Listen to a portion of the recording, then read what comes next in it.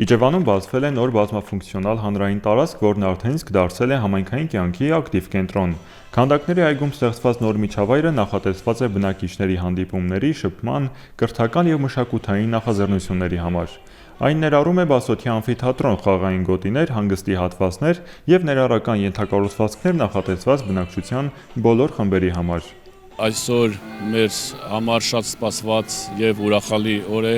քանի որ քաղաքում չենք ունեցել նման կառույց, հանրային վայր։ Իմ շնորհակալությունն եմ ուզում հայտնել Սերբիայի դեսպանատանը, ՄԱԿ-ի զարգացման ծրագրին համագործակցության համար, որի արդյունքում ստացանք այս գեղեցիկ կառույցը, որը արդեն դարձել է մեր համայնքի բնակիչների սիրելի վայրերից մեկը։ Այս կառույցը նախատեսված է քաղաքում մշակութային միջոցառումներ կազմակերպելու, թե մեծերի, թե փոքրերի, ամբողջ բնակչության համար։ Արդեն այս կառույցը դարձել է մեր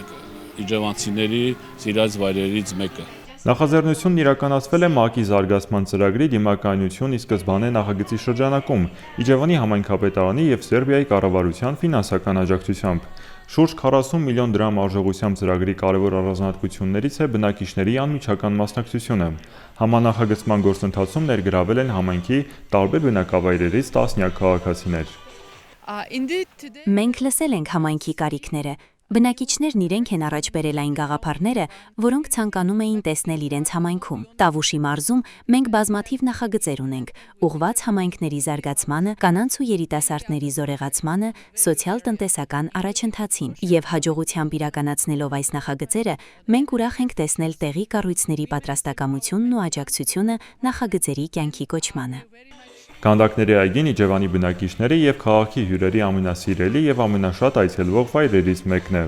Տարիներ շարունակ այն եղել է զբոսանքի և մշակութային հանդիպումների կարևոր հարթակ։ Այժմ նոր բազմաֆունկցիոնալ հանրային տարածքի ստեղծմամբ այգին ստացել է նոր շունչ, վերածվելով մարդկանց միավորող, գաղափարների փոխանակման և համայնքային կյանքի աշխուժացման ժամանակակից կենտրոնի։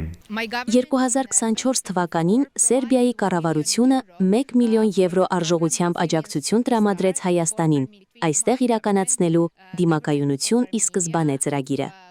Իջևանում իրականացվող այս ծրագիրը Հայաստանում իրականացվող 34 նախագծերից մեկն էր։ Սերբիան ու Հայաստանը երկարաժամկետ գործընկերներ են, և մեր երկու երկրների հարաբերություններում բարեկամական ավանդույթներ ունենք։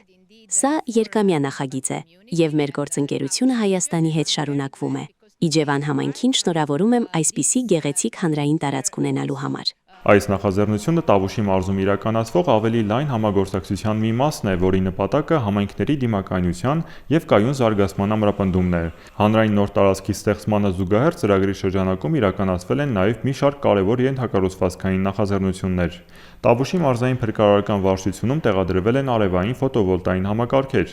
իսկ Աչաջուր բնակավայրում կառուցվել է նոր ջրամբար՝ ոռոգման արդյունավետությունը բարձրացնելու և գյուղատնտեսական աշխատանքներին աջակցելու նպատակով։